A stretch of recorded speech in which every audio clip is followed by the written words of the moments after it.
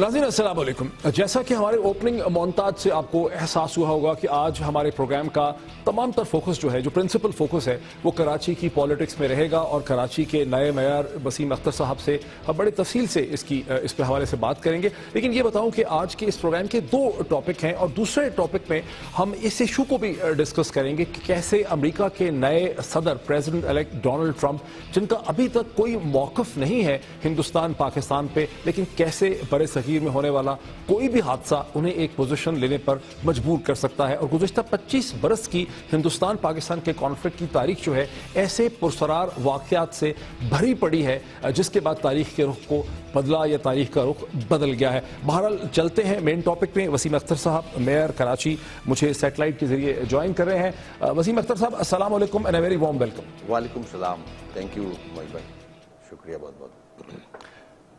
वसीम अख्तर साहब, अंग्रेजी जुबान का एक ईडियम है, ये मुहावरा है कि uneasy is the head that wears the crown, यानी वो सर जिसके ऊपर एक ताज होता है उसको बड़ी मुश्किलात का भी सामना करना पड़ता है, उसी को पता होता है कि क्या मुश्किलात हैं। लेकिन आपके केस में तो मुश्किलात बड़ी खुल्लम खुल्ला नज़र आ रही हैं कि कराची पुलिस ने होम डिपार्टमेंट को, होम मिनिस्ट्री को ये कहा है कि आपका नाम जो है 4th शेड्यूल में डाला जाए एंटी टेरर एक्ट के। किस तरह से आप परफॉर्म करेंगे? देखें, बिल्कुल सही कह रहे हैं, ये कांटों की सेज है, बल्कि डबल कांटों की सेज है। दोनों तरफ कांटे हैं, बल्कि कांटों के साथ भी कांटे निकले हुए हैं। है एक चैलेंज बहुत बड़ा, you are right, I agree with you. और जिसकी तरफ आपने इशारा किया, इस बात पे भी मैंने टीवी पे चीज़ें देखी हैं कि मेरा नाम भेजा गया है कि 4 शेड्यूल में डाल दें। तो ये एक हंसी का मुकाम है मेरे लिए, अफसोस का मुकाम है कि मेयर कराची जब इलेक्शन लड़ता है, नॉमिनेट होता है, जब उससे पहले उसके ऊपर एक भी चार्ज नहीं होता, एक भी एफआईआर नहीं होती। जैसे ही नॉमिनेशन होता है 40 एफआईआर्स कटनी शुरू हो जाती हैं। एक दिन में 20, एक डिस्ट्रिक्ट में मलीर में 35 एफआईआर्स नॉमिनेशन के बाद। एकदम मैं दहशतगर्द बन गया नॉमिनेशन के बाद। वो फिर केसेस, मुझे अरेस्ट भी किया गया, मैं केसेस कोर्ट को फेस करता रहा और ऑनरेबल कोर्ट ने मुझे बेल भी दी, लैक ऑफ एविडेंस, क्योंकि सब झूठे मुकदमे थे। पूरा कराची, पूरा मुल्क जानता है कि मुझे रोका जा रहा था इलेक्शन लड़ने से, जो कि अल्लाह का फजल है, जो रोक रहे थे वो नाकाम हुए और आज मैं मेयर हूँ। और आज जब मैं मेयर बन गया हूँ तो आपने बिल्कुल पॉइंट आउट सही किया है, मैंने भी टीवी पे खबर देखी है कि सूबा सिंध की जो पुलिस का इदारा है, उसमें अगर एक 14 ग्रेड का अफसर किसी एफआईआर काट देता है झूठी और उस पर ATA का कानून डाल देता है, एक ये ATA का एक्ट डाल देता है, दफा डाल देता है, तो वो आदमी गया फिर अंदर, वो तो बेचारा मुश्किल में आ जाएगा। ATA का मिसयूज है ये। उस बेस पे जो ATA के से रिलेटेड मुझ पे एफआईआर काटी गई 40, उसको बेस बना के ये आगे भेजा जा रहा है कि इसको 4 शेड्यूल में डाल दें। हालांकि ATA का मुकदमा मेरी नज़र में बड़े बड़े लीडरान के ऊपर है, इमरान खान के ऊपर ATA का मुकदमा है, ताहिरुल कादरी साहब पे है।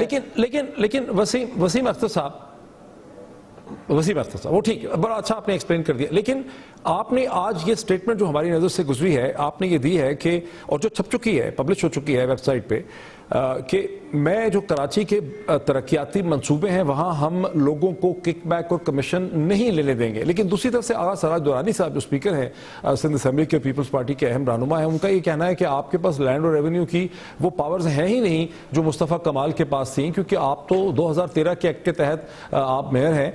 तो आप ये जो कुछ वादे कर रहे हैं आवाम से या मीडिया से, इन पर कैसे अमल दरामद करेंगे? नहीं, वो गलत समझे हैं अमित भाई। मैंने अपने KMC में रहते हुए, जो प्रोविंशियल ADP है या डिस्ट्रिक्ट ADP है, उसमें जो स्कीमें होती हैं, इसमें जो डेवलपमेंट काम कराए जाते हैं, इसमें मेरे आने के बाद, ज्वाइन करने के बाद 47% चल रही है जो ठेकेदारों से ली जाती है। तो वो काम क्या करेगा?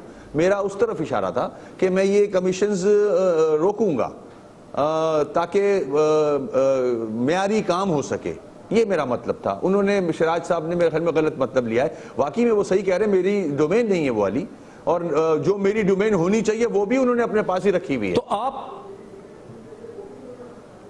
نہیں تو آپ نے پھر اس سے یعنی سمجھوتا کر لیا ہے, آپ نے اس بات کو ایکسپٹ کر لیا ہے کہ اب جو کراچی کا میئر ہوگا, کراچی جیسے بڑے شہر کا یعنی 2 کروڑ کی آبادی کے شہر کا جو میئر ہوگا اس کی بس لمیٹڈ سی پاورز ہوں گی, سیریمونیل ہوں گے, آپ بائی پاس وغیرہ کھولنے کے لیے, سڑک کا افتتاح کرنے کے لیے, یہی رول ہے آپ کا. ڈے ون سے جب پچھلی حکومتوں میں بھی میئر تھا نا تو کوئی 27% کراچی اس کے حصے میں آتا ہے. بدقسمتی سے لینڈ کنٹرول جو ہے وہ ریلوے کے پاس ہے, کے پی ٹی کے پاس ہے, 5 کینٹونمنٹس ہیں یہاں. ویسے بھی اگر پاورز دے بھی دیے جائیں, سارے پاورز بھی دے دیے جائیں میئر کو, تو کراچی کے میئر کے پاس صرف 23 سے 27% کراچی کی ذمہ داری ہوتی ہے. باقی ذمہ داری سب لینڈ کنٹرول فیڈرل گورنمنٹ کے کچھ اداروں کے پاس ہے. کچھ کینٹونمنٹس ہیں, 5 کینٹونمنٹس ہیں, تو ویسے بھی پورا کراچی پہ اثر نہیں آتا اس کا. اور اب وسیم صاحب یہ تو بڑی دلچسپ بات کر رہے ہیں. میرا خیال ہے بہت کم ہمارے سننے والے جو ہیں, دیکھنے والے ہیں, ان کو اس کا احساس ہوگا. یعنی آپ یہ کہہ رہے ہیں کہ جو مصطفیٰ کمال بھی جب اتنے طاقتور میئر تھے سو کالڈ ہسٹوریکلی, تو صرف 27% کراچی کی ایڈمنسٹریشن جو تھی لینڈ کی ان کے پاس ایسا ہی ہے. اور آج جب ہم میئر الیکٹ ہوئے ہیں, سپریم کورٹ کے کہنے پہ الیکشن ہوئے, کوئی جمہوری حکومت الیکشن کراتی نہیں ہے یہ, تو اس کے باوجود بھی ہاتھ باندھ دیے گئے. الیکشن تو کرائے سپریم کورٹ کے کہنے پہ, مگر اس کے بعد اختیارات اپنے پاس ہی لے لیے. جو اختیارات ان کے پاس ہیں سندھ گورنمنٹ کے پاس, وہ پچھلے 8 سالوں سے ان کے پاس ہیں. 8 سالوں میں ڈیلیور نہیں کیا, ان اختیارات کو استعمال نہیں کیا گیا. اگر 8 سالوں میں استعمال کیا جاتا ان اختیارات کو تو آپ ڈیلیور کرتے. کراچی میں کچرے کے پہاڑ نہیں کھڑے ہوئے ہوتے, کراچی کی ایک بھی سڑک سلامت نہیں ہے, ٹرانسپورٹ کا برا حال ہے, سیوریج ابل رہا ہے. ابھی میں وہیں سے آ رہا ہوں, سیوریج کے اوپر سے پھلانگ کے آ رہا ہوں. تو انہوں نے 8 سالوں میں کام نہیں کیا. اب جب ہم الیکٹ ہو کے آئے ہیں تو الیکٹ ہونے کے بعد ہونا تو یہ چاہیے تھا, آرٹیکل 140 یہ کہتا ہے administrative, financial and political powers نیچے جانے چاہیے, جو کہ نہیں دیے گئے. اور اب میرے پاس جو محکمے ہیں ان سے ڈائریکٹلی کراچی کی عوام افیکٹ نہیں ہوتی ہے. جو ہم فیسیلیٹیٹ کرنا چاہتے ہیں, جو مسائل کا حل کرنا چاہتے ہیں, دیکھیں معیز بھائی آپ ذرا یہ سمجھیں کہ 8 سال کا بیک لاگ ہے کچرے کا, گاربیج کا. کراچی شہر 12,000 ٹن روز کچرا جنریٹ کرتا ہے. یہ 8 سال سے 4,000 ٹن اٹھاتے رہے ہیں, اس سے زیادہ نہیں اٹھا سکے. تو آج پہاڑ بنے ہوئے ہیں کراچی میں. آپ خود تشریف لاتے تو میں آپ کو لے جاتا دکھانے کے لیے کہ یہاں کیا حال ہے. سڑکیں ٹوٹ گئی ہیں سب, 8 سالوں میں ریپیئر نہیں ہوئی ہے, نئی سڑکیں نہیں بنی ہیں. تو یہ بیک لاگ مجھے کلیئر کرنا ہے. ظاہر ہے لوگ مجھ کو دیکھ رہے ہیں, مجھ سے ایکسپیکٹیشن ہے ان کی. میئر کے پاس ان کو ڈیٹیلز نہیں پتا, میں آپ کے تو اسے بتانا چاہتا ہوں. سارے وہ ادارے محکمے جن سے ڈائریکٹلی پیپل آف کراچی جو ہیں وہ مستفید ہو سکتے ہیں, ان کے ایشوز ریزالو ہو سکتے ہیں, وہ صرف سندھ گورنمنٹ کے پاس ہیں, جو ان کے پاس 8 سالوں سے ہیں ماضی کے. انہوں نے کوئی ڈیلیور نہیں کیا, پورے سندھ میں ڈیلیور نہیں کیا ہے, ناٹ اونلی کراچی. لاڑکانہ اس سے ورس ہے. وسیم اختر صاحب, یہ تو صحیح ہے کہ گزشتہ چند ماہ میں متحدہ اقوامی موومنٹ میں بڑی توڑ پھوڑ ہوئی ہے, 3 وے اسپلٹ ہمیں ایک نظر آتی ہے, اس پہ بھی ہم بات کریں گے. لیکن جب یہ نئے لوکل گورنمنٹ ایکٹ بن رہا تھا, جسے 1979 کے 1979 کے ایکٹ پہ ماڈل کیا گیا اور 2001 کے ایکٹ کو چھوڑ دیا گیا, یہ 2013 کا جو ایکٹ بنایا گیا, اس وقت تو متحدہ کے بڑے سٹرونگ پولیٹیکل ریلیشن شپ تھے. متحدہ نے کھل کے کوئی کیمپین یا آرگومنٹ, ایک سٹینڈ لیا کیوں نہیں کہ ہمیں اس قسم کا ایکٹ نامنظور ہوگا, ہمیں ایک پراپر ایکٹ چاہیے؟ اس کی کیا وجہ ہے؟ موجد بھائی یہ ایک غلط پرسیپشن ڈے 1 سے چلا آ رہا ہے کہ ہم نے اس پہ احتجاج نہیں کیا. اس وقت کی سندھ اسمبلی میں جو اپوزیشن میں تھے یا ہم کبھی کولیشن میں تھے, ہم نے اپنا احتجاج ریکارڈ کرایا ہے on the floor of the house. جو ہماری میٹنگز ہوتی تھیں پیپلز پارٹی گورنمنٹ کے ساتھ, ان کے سیاسی لوگوں کے ساتھ, جو کور کمیٹیز بنی ہوئی تھی, اس میں بھی ہم نے ریکارڈ کرایا ہے احتجاج کہ ایسے نہیں, ہمیں کوئی اور طریقہ اپنانا ہوگا. یہ طریقہ نہیں ہونا چاہیے, لوکل گورنمنٹ کو اسٹرانگ ہونا چاہیے, مضبوط ہونا چاہیے as per the article of your constitution. مگر ان کے پاس عددی اعتبار سے وہ زیادہ ہیں. اسمبلی میں جب یہ 18ویں امینڈمنٹ کے بعد جو پاورز نیچے آئے ہیں, اب نیچے صوبہ جو ہے یا تو کنسنسس کے ساتھ مل کے کام کرے صوبہ کہ کیا کیا مسائل ہیں ان کو حل کرے. یہاں مادر پدر آزاد ہو گئی ہے گورنمنٹ, بالکل جیسے اوتاق چلائی جاتی ہے اس طرح صوبے کو چلایا جا رہا ہے. جو اپنی فائدے کا امینڈمنٹ تھی ایکٹ بنانے میں وہ کر لی گئی, کسی کے مشورہ نہیں لیا گیا. اب مینڈیٹ کراچی کا MUKM کے پاس ہے, میرے پاس ہے.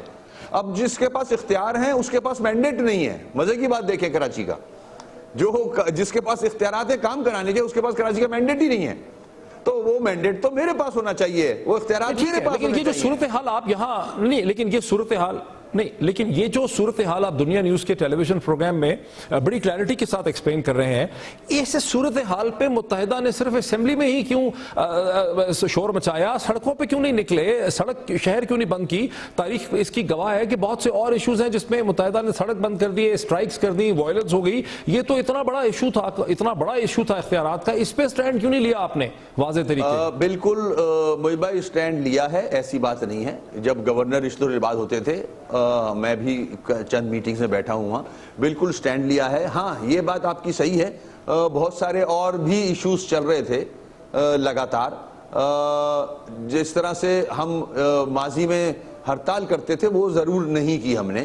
ہڑتال کر بھی لیتے تو فائدہ نہیں ہوتا, ہمارے لوگ اور مزید جیلوں میں چلے جاتے. ابھی کوئی 800 سے زیادہ جیلوں میں لڑکے موجود ہیں. تو جو احتجاج کر سکتے تھے فلور آف دا ہاؤس اور دوسرے پلیٹ فارم پہ ہم نے کیا وہ, اور ہر جگہ ایون آصف زرداری صاحب سے جب لنڈن سے کانٹیکٹ تھا, رحمان ملک اینڈ کمپنی, سب کے سامنے یہ باتیں رکھی کہ یہ غلط ہو رہا ہے. پورے دنیا میں لوکل گورنمنٹ سٹرونگ ہوتی ہیں تو ملک ترقی کرتے ہیں. یہ کراچی شہر پورے ملک کو چلاتا ہے, ٹیکس دیتا ہے, پورے سندھ کو پالتا ہے, مگر کراچی کے لیے کوئی بھی پیسہ نہیں دیتا سوائے مشرف کے. مشرف نے پیسے ضرور دیے تھے اس شہر کو. اب میں آپ کے توسط سے میاں صاحب سے, پرائم منسٹر صاحب سے ریکویسٹ کروں گا کہ مشرف کے ریکارڈ توڑیں جو اس نے پیکیجز دیے ہیں, جو گرانٹس دی تھی کراچی کو ڈیولپمنٹ کے لیے, اور وہ یوٹیلائز ہوئی. تو جمہوری حکومت کو اس کے ریکارڈ توڑنا چاہیے. وہ ڈکٹیٹر کی بات کرتے ہو تو مزید پیسے دینے چاہیے تاکہ کراچی ڈیولپ ہو, اور کراچی ڈیولپ ہوگا تو وہ آپ کے بجٹ میں 65% دیتا ہے شیئر ہے. کراچی میں ایک ٹرین سروس کے لیے وفاقی حکومت نے, نواز شریف صاحب نے تو رقم مختص کی ہے, مطلب اس پہ تو انہوں نے گرانٹس دی ہیں ایک انٹرا سٹی ٹرین کے لیے. بالکل صحیح کہہ رہے ہیں آپ, وہ بھی دی ہیں. سی پیک میں ڈال رہے ہیں سرکل ریلوے کو, اچھا کام ہے, اور بھی کام کر رہے ہیں, مگر یہ کم ہے بہت. بھائی پرائم منسٹر صاحب سے ریکویسٹ کروں گا, بہت زیادہ کی ضرورت ہے یہاں. اب بچے کراچی آئٹس مجھ سے ایز اے میئر مجھ سے یہ ڈیمانڈ نہیں کرتے کہ ہمیں نوکری دے دیں KMC میں. وہ ڈیمانڈ یہ کرتے ہیں میرے گھر کے سامنے سے کچرا ہٹا دیں پلیز, گریجویشن کے بعد. یہاں پہنچ گئے ہم لوگ. اتنا بڑا ایشو ہے. اچھا, میں نے ایک انگریزی اخبار میں یہ دیکھا کہ جب آپ نے حلف اٹھایا اگست میں, جب ابھی آپ جیل میں ہی تھے لیکن آپ نے حلف اٹھایا میئر کا, تو وہاں آپ نے ایک نعرہ شروع میں یہ بھی لگایا کہ لانگ لیو متحدہ. جو رپورٹ ہوا ہے لانگ لیو بھٹو, لانگ لیو عمران خان, یہ صحیح ہے؟ بالکل ایسا ہی ہے. میں ساری جماعتوں کے پاس گیا ہوں اوتھ لینے کے بعد. دیکھیں میں اب کراچی کا میئر ہوں, میں MQM کا میئر نہیں رہا. سیاسی پلیٹ فارم سے ضرور الیکشن لڑا, MQM کے پلیٹ فارم سے الیکشن لڑا, اس کے ٹکٹ پہ لڑا, مگر اوتھ لینے کے بعد اب میں پورے کراچی کا میئر ہوں. تو میں ساری پریکٹیکلی میں خود گیا ہوں ساری جماعتوں کے پاس, سب گواہ ہے میڈیا آپ کا. اور مزے کی بات اور خوشی کی بات یہ ہے کہ ساری جماعتوں نے میرا ساتھ دیا ہے, آج بھی دے رہے ہیں. سب چاہتے ہیں کہ جو ادارے ہیں وہ لوکل گورنمنٹ کے پاس ہونے چاہیے, پاور جو ہے وہ لوکل گورنمنٹ کے پاس ہونے چاہیے. سب متفق ہیں اس پہ, یہ میں اکیلا نہیں جنگ لڑ رہا, اور وہ بھی میرے ساتھ ہیں. ایون پیپلز پارٹی کے چیئرمین وائس چیئرمین بھی کال کرتے ہیں مجھے کہ ہم خود پھنسے ہوئے ہیں, یہ اختیارات تو دیے ہی نہیں ہیں. ایون دوسرے ضلعوں سے فون کرتے ہیں مجھے پیپلز پارٹی کے چیئرمین اور وائس چیئرمین کہ ہمیں بھی اختیارات نہیں دیے ہوئے, ہم خود پیپلز پارٹی کے ہیں, مگر اب اختیارات جو ہیں وہ MPA MNA انجوائے کر رہے ہیں. وہی سینٹرلائزیشن ہے, ڈی سینٹرلائز کیا ہی نہیں ہے ابھی تک. لیکن وسیم صاحب یہ تو بڑی دلچسپ بات کر رہے ہیں کہ سبھی سیاسی جماعتیں آپ سے کوآپریٹ کرنا چاہ رہی ہیں, سبھی جو ہیں وہ کنسنسس ہے, سبھی اتفاق کرتے ہیں کہ میئر کے پاس یا لوکل گورنمنٹ کے پاس اختیارات ہونے چاہیے, اور اختیارات ہیں نہیں ہیں, اور انہی سیاسی جماعتوں نے اسمبلی میں بیٹھ کے فیصلہ کیا ہے کہ لوکل گورنمنٹ کے اختیارات بڑے کرٹیل کر دیے ہیں. تو پھر یہ کیا, یہ تو تضاد نہیں ہے آپ کی بات؟ تضاد ہے. جب یہ ایکٹ بن رہے تھے, امینڈمنٹس ہو رہی تھیں, تو افسوس سے کہہ رہا ہوں, کرٹیسائز نہیں کر رہا, وہ اس وقت کی غلطی ہے ان کی. PTI بھی ساتھ دے رہی تھی, اور آئی تھنک جماعت اسلامی بھی ساتھ دے رہی تھی, تو اس پہ شور کرنا چاہیے تھا. مگر آج جب خود الیکشن لڑ کے آئے ہیں تو اختیارات نہیں ہیں, اب ان کے مائنڈ چینج ہوئے ہیں. تو ہم تو اس وقت بھی شور کر رہے تھے, مگر ہمارا ساتھ نہیں دے رہا تھا اس وقت کوئی, کہ یہ کیا ہونے جا رہا ہے. یہ سارے اختیارات تو آپ نے پروونشل لیول پہ سندھ گورنمنٹ کو دے دیے ہیں, جو کہ 8 سالوں سے کام ہی نہیں کیا جناب. وسیم اختر صاحب ذرا روکوں گا آپ کو, ایک بریک ہمیں لینے دیجیے ناظرین, چھوٹی کمرشل بریک لیتے ہیں, اس کے بعد اسی پوائنٹ سے گفتگو کو آگے بڑھاتے ہیں.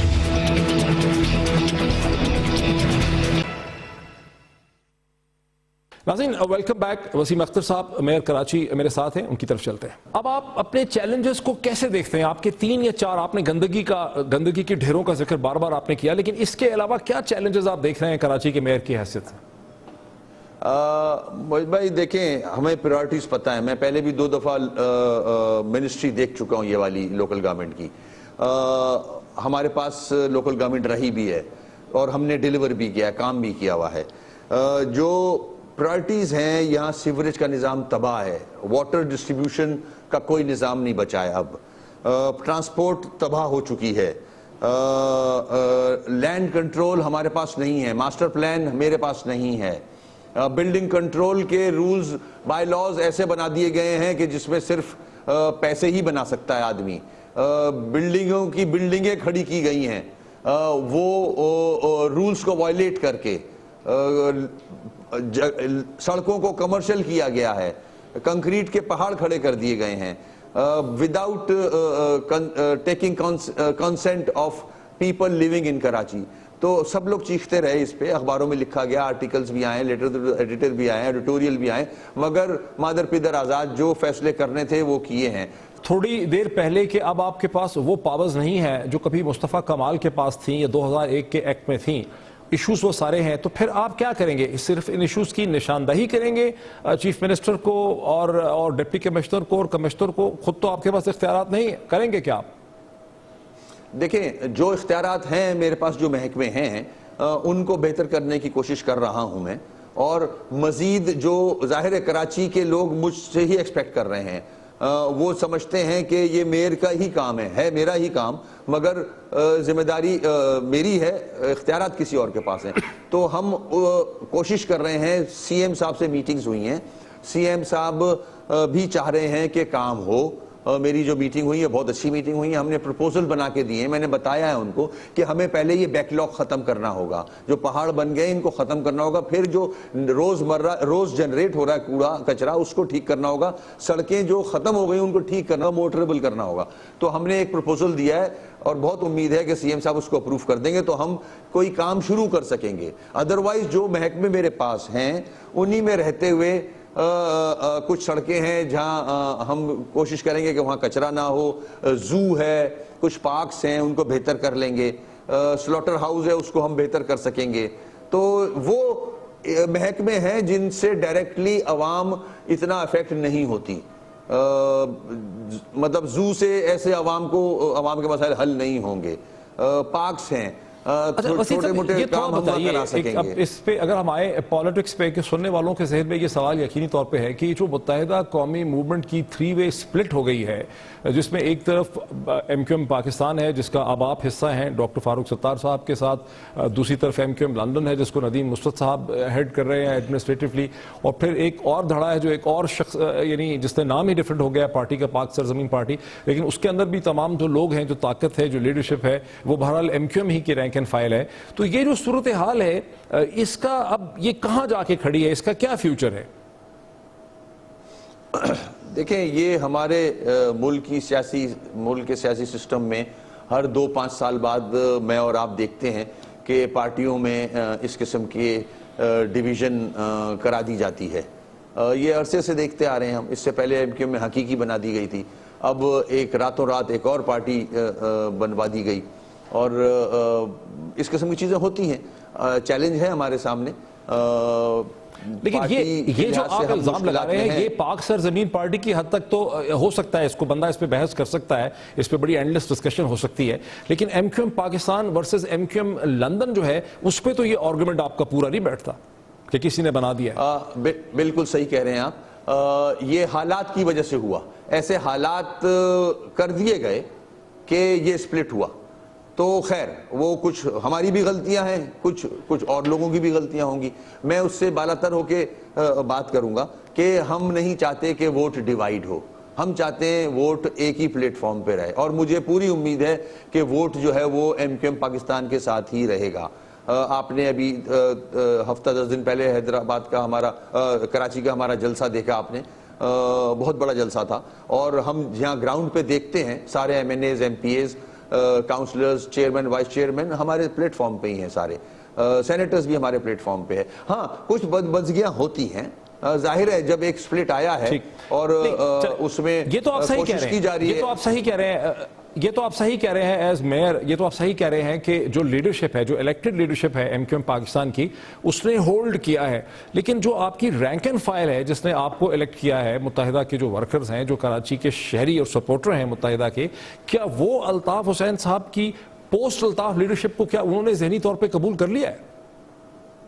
دیکھیں میں نے مثال دی آپ کو جلسے کی, اگر ایسا نہیں ہوتا تو جلسہ کامیاب نہیں ہوتا. ہمارا پورا نشتر پارک بھر گیا تھا, باہر کی سڑکیں بھی بھر گئی تھیں, لوگ نہیں آتے, عوام ہمارے ساتھ ہیں, جو سسٹم ہے, جو نیٹ ورک ہے پارٹی کا ہمارا, وہ ہمارے ساتھ ہے, ایسی بات نہیں ہے. ہاں میں نے اب کہا کہ کسی کے ورغلانے پہ میں بھی کہیں باہر جاتا ہوں تو 2 آدمی کھڑے ہو کے ڈسٹرب کرنے کی کوشش کرتے ہیں, مگر وہ بھی اب ختم ہو رہے ہیں کیونکہ ان کا ہی بیڈ فیس آ رہا ہے کہ مجھے کام کرنے سے کیوں روک رہے ہو آپ, میں تو کام کر رہا ہوں, ابو پالیٹکس,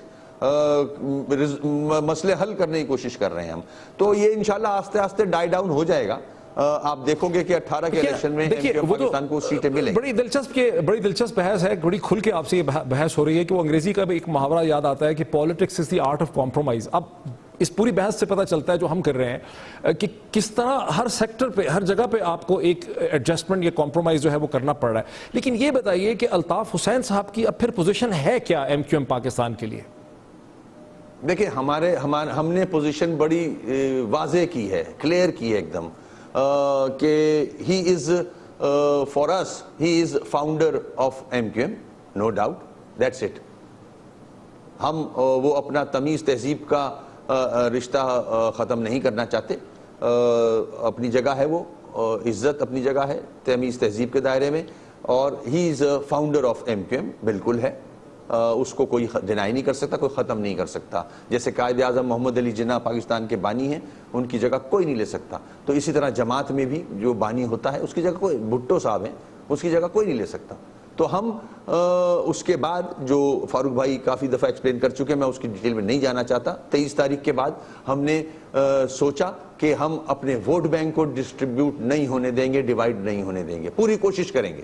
اور ہم ابھی تک کامیاب ہیں کوشش میں, بلکہ بہتری آ رہی ہے کہ ہمارے ہی پلیٹ فارم پہ ہیں بہت سارے. میں جب جیل میں تھا تو جیل میں ماحول کوئی عجیب سا تھا, تو اس ماحول کو بھی میں نے دیکھا آہستہ آہستہ وہ بھی ٹھیک ہو گیا. تو آہستہ آہستہ دیکھیں ہم کام کر رہے ہیں. محب بھائی میں ایک بڑی اچھی بات بتاؤں, آپ کے سوال میں مجھے یاد آئی ہے, آج جو کارکنان پارٹی کے غلط ڈیسیشنز, غلط پالیسیز کی وجہ سے ڈسٹرب ہوئے تھے, یا زیادتی کی وجہ سے ڈسٹرب ہوئے تھے, مسنگ پرسنز تھے, جیلوں میں ہیں, مار دیے گئے تھے, ایکسٹرا جوڈیشل کلنگ ہوئی تھی, ان کی فیملیز, شہیدوں کی فیملیز کو ایم کیو ایم پاکستان ہی دیکھ رہی ہے, جتنا بھی دیکھ سکتی ہے. ایسا نہیں ہے کہ ہم سارے مسئلے ان کے حل کر رہے ہیں, نہیں, مگر جیلوں میں لیگل اسسٹنس دینا اور بہت سارے ان کے خیال رکھنا گھروں کا, یہ ایم کیو ایم پاکستان ہی کر رہی ہے. ان کے پاس وسائل نہیں ہے ایم کیو ایم پاکستان کے پاس, مگر پوری کوشش کر رہی ہے کہ ساتھیوں کے مسئلے بھی, جو پارٹی کے کارکنان ہیں ان کے مسئلے بھی حل کریں. وہ ہم دیکھ رہے ہیں اور کوئی نہیں دیکھ رہا. کسی سے یہ سوال کیا جا سکتا ہے. آخری میرا ایک سوال ہے کہ ایم کیو ایم ہی کا ایک دھڑا جس نے اب ایک پاک سرزمین پارٹی کی شکل اختیار کر لی ہے, جہاں سابقہ ناظم جس کو لیڈ کر رہے ہیں, کیا اس کی بھی کوئی پاسبلٹی ہے کہ ایم کیو ایم پاکستان اور پاک سرزمین پارٹی کی آپس میں کوئی ایکوموڈیشن ہو سکے, اس کی کوئی سکوپ ہے؟ دیکھیں ہمارے ملک میں, بلکہ ساری دنیا میں ہی ہے, سیاست میں کوئی دروازے کھڑکیاں بند نہیں ہوتی ہیں, مگر کوئی لاجک بھی ہوتی ہے. یہ تو رابطہ کمیٹی ڈیسائیڈ کرے گی. میں تو اپنی سوچ ہی بتا سکتا ہوں کہ جو دریا ہوتا ہے وہ سمندر میں گرتا ہے آ کے.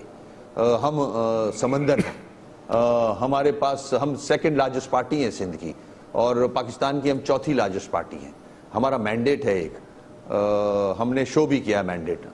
بہت شکریہ وسیم اختر صاحب. کراچی کے میئر اپنی مشکلات، اپنے چیلنجز اور نئے اختیارات کے اندر جو ایک بڑے سکڑے ہوئے اختیارات ہیں، اس میں کراچی کے میئر کس طرح سے اپنے چیلنجز اور اپنی ذمہ داریوں کو دیکھتے ہیں، اس پہ بڑی تفصیل سے ان کے ساتھ بات ہوئی. یہاں پہ ناظرین ایک بریک لیتے ہیں اور بریک کے بعد جب واپس آتے ہیں تو ہم دیکھتے ہیں کہ امریکہ کے نئے صدر ڈونلڈ ٹرمپ، جن کا ابھی تک بر صغیر ہندوستان پاکستان پہ کوئی واضح موقف نہیں ہے، کیسے یہ خطرے کا اظہار کیا جا رہا ہے کہ اگر یہاں پہ کوئی حادثہ ہوتا ہے بر صغیر کے اندر تو کیسے امریکی صدر کو مجبور کیا جا سکتا ہے پاکستان ہندوستان خاص کر کے پاکستان کے خلاف ایک پوزیشن یا موقف اختیار کرنے کے لیے. اس پہ بات کرتے ہیں آفٹر دا.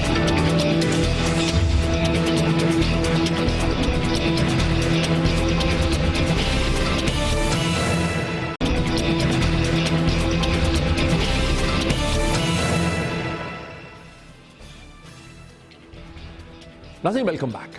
ناظرین جیسا کہ میں نے کل کہا تھا کہ میں گزشتہ چند دنوں سے واشنگٹن میں تھا اور وہاں یہ بات بڑی آبویس ہے، بڑی واضح ہے کہ امریکہ کے نئے ہونے والے صدر پریزیڈنٹ الیکٹ ڈونلڈ ٹرمپ کا ہندوستان اور پاکستان کے جھگڑے کے اوپر کوئی کلیئر موقف یا کوئی واضح پوزیشن ان کی نہیں ہے. اور ہندوستان کی حکومت اور اس سے لنکڈ جو بہت سی لابنگ گروپس ہیں وہ بڑی کوشش کر رہے ہیں کہ پریزیڈنٹ الیکٹ ٹرمپ اور ان کی جو ٹیم ہے اسے مجبور کیا جائے، پرسویڈ کیا جائے کہ پاکستان کے اوپر ایک واضح موقف جو ہے پاکستان کے خلاف اختیار کریں. اور ذوی الفاظ میں یہ بھی کہا جا رہا ہے کہ اگر ہندوستان میں اور افغانستان میں دہشت گردی کا کوئی بہت بڑا واقعہ ہوتا ہے تو پھر تو پریزیڈنٹ الیکٹ ڈونلڈ ٹرمپ جو ہیں انہیں پاکستان کے خلاف ایک موقف اختیار کرنا ہی پڑے گا، جس کی وجہ سے یہ خوف پایا جا رہا ہے کہ 20 جنوری سے پہلے یا 20 جنوری کی فوراً بعد شاید کوئی دہشت گردی کا بہت بڑا ایسا واقعہ کہیں ہو ہی نہ جائے ہندوستان میں یا افغانستان میں. اب اگر ہم نظر دوڑاتے ہیں تو گزشتہ 25 برس میں اس پہ کوئی حقیقت سے انکار نہیں ہے کہ JKLF Jammu and Kashmir liberation front نے جب سرنڈر کیا ہندوستان کی افواج کے سامنے کشمیر میں 1992 یا 93 میں، تو اس کے بعد پاکستان کے انٹیلیجنس کے اداروں نے پنجاب سے اور آزاد کشمیر سے بہت سے ٹرینڈ گوریلاز کو ٹرین کر کے کیمپس کے ذریعے کشمیر میں، انڈین ایڈمنسٹریٹ کشمیر میں، آکوپائڈ کشمیر میں داخل کیا تاکہ وہاں پر جو انسرجنسی اور بغاوت اور ایک جدوجہد ہے اسے سسٹین کیا جائے، ہندوستان کے خلاف اس کو جاری رکھا جا سکے. لیکن پاکستانی انٹیلیجنس اداروں نے جن جہادیوں کو داخل کیا مقبوضہ کشمیر میں، ان کا ٹارگٹ، ان کا ہدف ہندوستان کی افواج، وہاں کے پیراملٹری فورسز اور پولیس کے ادارے رہے، جیسے بارڈر سیکیورٹی فورس ہے. لیکن پھر جولائی 1995 میں پہلی دفعہ، اور اس سارے ٹائم پیریڈ میں مغربی جو ٹورسٹ تھے وہ کشمیر میں دندناتے پھرتے تھے، جہاں چاہتے تھے جا سکتے تھے. لیکن پھر جولائی 1995 میں پہلی دفعہ 6 مغربی ٹورسٹ کو کشمیر میں ایک نئے گروپ نے، جس نے اپنا نام الفاران بتایا اور بڑا مشہور واقعہ ہے، اس کو الفاران واقعے کے نام سے یاد کیا جاتا ہے، اس سے 6 مغربی جو ٹورسٹ ہیں انہیں اغوا کر لیا. اور چند ہفتے کی اس اغوا کے بعد ان میں سے ایک ہینز کرسچن آسٹرو کا سر قلم کر دیا گیا، جس کے بعد دنیا میں ایک خوف و ہراس مچ گیا. ہندوستان کی حکومت نے، ہندوستان کے اداروں نے، وہاں کے ذرائع ابلاغ نے فوری طور پر پاکستان کی حکومت پہ، پاکستان کے اداروں پر اس کا الزام دھرا. اور اس وقت محترمہ بینظیر بھٹو کی حکومت جو ہے وہ بارہا یہ ایکسپلینیشن دیتی رہی کہ ہمارا اس واقعے سے کوئی تعلق نہیں ہے. Who are these Al-Faran? Who are these Al-Faran? And this kidnapping of the British hostages, has it helped the Kashmiris? Or has it really helped the Indian government in its propaganda against the Kashmiri uprising? People in Pakistan believe that this Al-Faran group is a creation of the Indian intelligence, and that this atrocious act of kidnapping British hostages was masterminded by them, that this non-known Al-Faran group suddenly emerges, kidnaps British hostages, which discredit the Kashmiri movement, plays into the hands of the Indian government, and in the valley has the telephone numbers very conveniently of the British embassy in Islamabad. ناظرین، الفاران دہشت گردی کے واقعے کے 17 برس کے بعد 2012 میں 2 برطانوی جرنلسٹ اور ریسرچرز ایڈرین لیوی اور کیتھی اسکاٹ کلارک نے ایک بہت ہی ویل ریسرچ کتاب دی میڈوز کے نام سے شائع کی، جس کتاب میں انہوں نے یہ ثابت کیا کہ کیسے الفاران گروپ در حقیقت ہندوستان کی فوج اور انٹیلیجنس ادارے را اور آئی بی کے کنٹرول میں تھا. اور انہوں نے یہ، اور بڑی تفصیل سے انہوں نے یہ بتایا کہ کیسے یہ جو دہشت گرد تھے اور جو انہوں نے اغوا کیا ہوا تھا مغربی جرنلسٹ کو، ان کی تمام نقل و حرکت جو تھی ہر قسم کی، اسے ہندوستان کی انٹیلیجنس ایجنسیز جو ہیں وہ مسلسل ڈے بائی ڈے واچ کر رہی रही थी, और जम्मू एंड कश्मीर की पुलिस ने कई दफ़ा इस ग्रुप के साथ नेगोशिएशन के जरिए इनको छुड़ाने की कोशिश की, जो कामयाब हो जाती, लेकिन हर दफ़ा हिंदुस्तान के इंटेलिजेंस इदारे रॉ और आईबी ने इन नेगोशिएशंस को नाकाम बना दिया। सो मच सो, इस हद तक कि जब इनको रखा गया एक वैली के अंदर, जिसे वरवान की वैली में जब इनको रखा गया, तो वहाँ के विलेजर्स जो है वो बार बार हिंदुस्तान की फौज को आके ये बताते थे कि इन अल फरान के दहशतगर्दों ने इन टूरिस्ट को कहाँ रखा हुआ है, अब वो कहाँ चले गए। तो हिंदुस्तान की फौज के एक ग्रुप जिसको विक्ट्री फोर्स कहते हैं, उसने इन विलेजर्स की पिटाई की कि तुम अपने काम से काम रखो, फजूल चीज़ों के अंदर तुम मत पड़ो। जब अमेरिकन स्पेशल फोर्सेस ने ये ऑफर किया कि वो ये ऑपरेशन करके इनको छुड़ा सकते हैं, तो हिंदुस्तान की हुकूमत ने और फौज ने ये वावेला शुरू कर दिया कि कश्मीर पे तो हमारा तमाम स्टैंड सॉवरेनिटी का है, अगर अमेरिकन स्पेशल फोर्सेस यहाँ पे आएंगी तो फिर तो हमारी सॉवरेनिटी जो है वो खतरे में पड़ जाती है। एड्रियन स्कॉट लेवी की इस किताब के बाद दुनिया भर में एक खप पड़ गई, बहुत से इंटरव्यू हुए उनके, दुनिया भर के अखबारों में, हिंदुस्तान के अखबारों में इंटरव्यू हुए।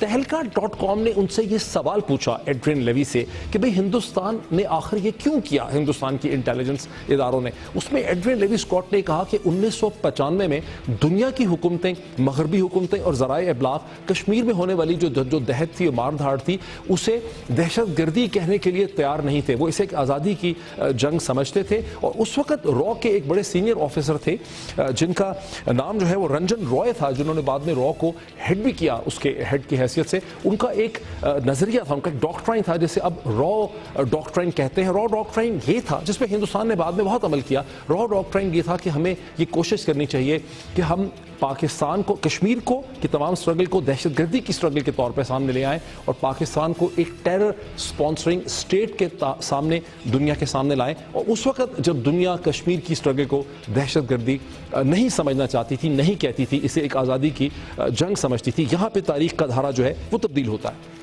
और नाज़रीन, इसी किस्म की सूरत हाल उस वक्त पैदा हुई जब मार्च 2000 में अमेरिका के सदर प्रेसिडेंट क्लिंटन हिंदुस्तान और पाकिस्तान के दौरे पे पहुंचे। अभी उनका तैयारा हवा में ही था कि कश्मीर में चतीस सिंहपुरा में एक दहशतगर्दी का वाक़या हुआ जिसमें 35 सिखों को हलाक कर दिया गया, ज़बह कर दिया गया उनको, वो घायल हुए। और हिंदुस्तान के इदारों ने, हुकूमतों ने और ज़राए इब्लाग ने फौरी तौर पर लश्कर तैयबा पे उसका इल्ज़ाम धरा। लेकिन ग़ालिबन सबसे दिलचस्प जो दहशतगर्दी का हमला है वो हिंदुस्तानी पार्लियामेंट का हमला है। 13 दिसंबर 2001 में 9/11 का जब माहौल बना हुआ था, उसके ठीक 3 महीने के बाद यह हमला हुआ, जिसके फौरन विदिन 24 घंटों में, 48 घंटों में हिंदुस्तान ने तमाम लोगों को गिरफ्तार कर लिया और पाकिस्तान के खिलाफ एक जनरल मोबिलाइजेशन डिक्लेयर कर दी। 500,000 to 1 million ट्रुप्स को पाकिस्तान के बॉर्डर पर स्टेशन कर लिया गया। और उसके बाद 2 चीज़ें हिंदुस्तान ने वहाँ पर हासिल की। एक तो जनरल मुशर्रफ को गर्दन से पकड़ के मजबूर किया गया कि वो जो कश्मीरी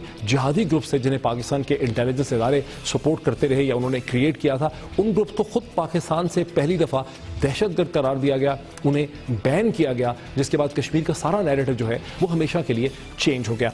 दूसरा जो इसका एडवांटेज था इस मोबिलाइजेशन का, इस पूरे वाक़े का, वो ये था कि पाकिस्तानी इस्टेब्लिशमेंट जो अमेरिका की गोद में जाके बैठ गई थी और एक स्पेशल रिलेशनशिप जो है वो बन रहा था मगरब के साथ, वो रिलेशनशिप वहाँ से चेंज हो गया और दुनिया के ज़राए इब्लाग और हुकूमतों ने पाकिस्तान को दहशतगर्दी के लेंस से देखा और समझा। अब चूंकि पाकिस्तान को हिंदुस्तान की पार्लियामेंट पे हमले से किसी किस्म का कोई फ़ायदा हासिल नहीं हो सकता था, तो एक्सप्लेनेशन ये दी गई कि ये ऐसे आउट ऑफ कंट्रोल रोग ग्रुप्स हैं पाकिस्तान में बैठे हुए हैं, जिनका मकसद ये था कि अमेरिका का जो मिलिट्री ऑपरेशन है अफगानिस्तान में उसे डिस्टर्ब किया जाए। लेकिन हकीकत ये थी कि अमेरिका का 5 अक्टूबर 2001 को अफगानिस्तान में मिलिट्री ऑपरेशन शुरू हुआ, जो अक्टूबर के आखिर और नवंबर में ख़त्म हो गया। और 10 दिसंबर को तो बॉन्ड प्रोसेस के ख़त्म होने के बाद हामिद कारज़ाई जो है उन्होंने अफगानिस्तान के चीफ एग्जीक्यूटिव की हैसियत से जो है वो उन्होंने हलफ उठा लिया था। ये वो एक ऐसा वाक़या है इंडियन पार्लियामेंट का जिसको पाकिस्तानी मीडिया और ज़राए इब्लाग ने कभी भी क्रिटिकली 25 दिसंबर 2015 को जब हिंदुस्तान के वज़ीर आज़म नरेंद्र मोदी और उनके साथ अजीत डोवाल ने पाकिस्तान आने का, लाहौर आने का फैसला किया, तो पाकिस्तान में किसी को नहीं पता था कि वो पाकिस्तान का ट्रिप या डैश करने वाले हैं। और 25 दिसंबर की रात को वो लाहौर से निकलते हैं और 31 दिसंबर को ये जो अटैकर्स हैं ये AFS पठानकोट के पेरीमीटर में मौजूद होते हैं। 1 और 2 जनवरी को वो अटैक आपके सामने आता है। इतनी जल्दी तो कोई भी इंटेलिजेंस एजेंसी इस किस्म का अटैक जो है वो प्लान नहीं कर सकती। और हमेशा کی طرح ان اٹیکرز نے اپنے لیے خود ایویڈنس پلانٹ کی، سو مچ ہو کہ انہوں نے پاکستان میں مختلف لوگوں کو فون کالز بھی کر کے بتایا کہ ہم اٹیک کرنے جا رہے ہیں، شہید ہونے کے لیے جا رہے ہیں۔ ان تمام چیزوں کو کبھی بھی کرٹیکلی ایگزامن نہیں کیا گیا، لیکن اب اس موقع پہ یہ بہت ضروری ہے جب پریزیڈنٹ ڈونلڈ ٹرمپ نے کوئی پوزیشن اختیار نہیں کی ہے ہندوستان پاکستان کے اوپر، اور کوئی ان کی انتظامیہ کا کوئی پرسپیکٹو بھی نہیں ہے، کوئی بھی واقعہ اگر ہوتا ہے پاکستان کے فورن آفس کو، پاکستانی افواج کو، انٹیلیجنس اداروں کو، حکومت کو، ذرائع ابلاغ کو ویٹ کرنا چاہیے اور دیکھنا چاہیے کہ کیا ہونے والا ہے، اس کی کیا سگنیفیکنس اور اہمیت ہوگی۔ آج ناظرین اتنا ہی، کل پھر آپ سے ملاقات ہوگی۔ بہت شکریہ۔